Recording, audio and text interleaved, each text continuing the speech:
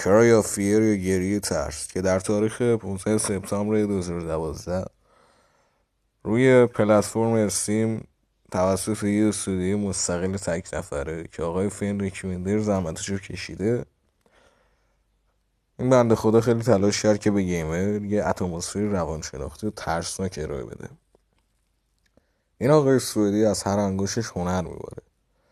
موسیقی، متن، دیالوگ، صداگذاری، بازی سازی، همش کار آقای فنریکه.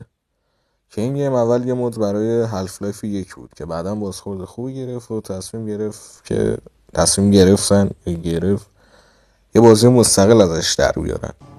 شما در نقش سایمون یا آقا پسر که مثل این که معتبر اعتیاد داره، عدد تصادف با یه موبایل و یه چاقو توی شهر متروکه بیدار میشید.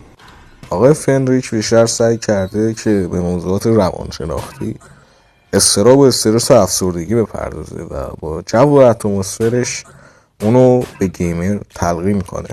یکی از مهمترین ویژگی های این گیم ترسناک قدیمی داستان و روایت پیچیده‌ای است که داره از لحاظ روانی خیلی تونسته تاثیرگذار باشه.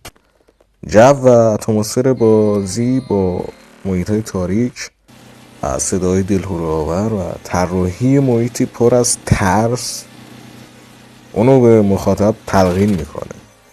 گرافیک و طراحی بازی پیشرفته نیست و با اینکه قدیمیه اما با استفاده از نور و سایه ها به خوبی تونسته جو وحشتناک و دلهره‌آورش رو منتقل کنه.